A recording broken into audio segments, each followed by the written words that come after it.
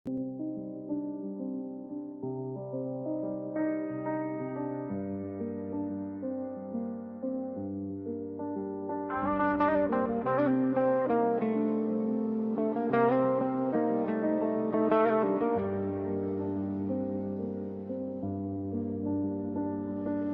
oddiy kun edi, metroda yo'l. O'ylardim faqat bugun ertaga yo'q, muammo yo'q.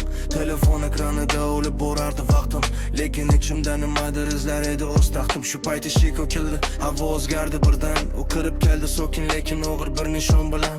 Sariq sochi porladi neon chiroq ostida. Go'yo shahar ham jim qoldi uning bir qarashida. U kulmadi, gapirmadi, lekin gapirardi ko'z. Kimligingni bil degan sir yashirin edi o'sha so'z. Men esa oddiy inson shovqinga o'rganib qolgan. U esa jimlik ichida eng katta savol bo'lgan. Metroda takoy qiz, sariq soch, sovuq vibe, ko'zlari chuqur dengiz ichimni qildi tayib. O'tib ketdi sekin, vaqtim qotib qoldi. Men esa o'sha lahzada o'zimni yo'qotdim. Metroda takoy qiz, jimlikni buzdi bas. Har qarashi savol edi, javobsiz har pas. Qayerdan keldi u, nega bunchalik real? Bir soniyada hayotim bo'ldi boshqa ideal. Metro tonel, hayotning o'zi kabi qorong'i. Har bekat qarorlar, har yo'l esa sinov bo'ldi. Men yugurib yashardim lekin ma'nosiz tezlikda. U esa to'xtatdi meni bitta qarash ichida. U ketar edi sekin lekin vaqtim bukildi.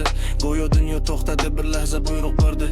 Men yugurmadim, ortidan qo'rqdim yo'qotishdan, yoki qo'rqdim haqiqatni topib qolishdan. Chunki ba'zi odamlar uchrashish uchun keladi, ba'zilari esa faqat ichingni uyg'otadi. U menga sevgi bermadi, lekin savol berdi, sen yashayapsanmi yoki faqat o'tib ketyapsan dedi. Agar o'tish bo'lsa nega og'riq real? Agar real bo'lsa nega yo'qoldi tez? Balki u odam emas, balki signal edi. Meni uyg'otish uchun yuborilgan sahna edi.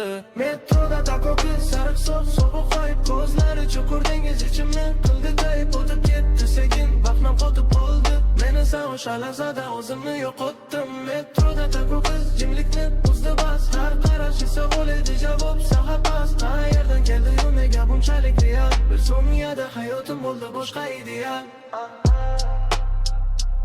Takoy qiz, yo'qolgan odam emas edi.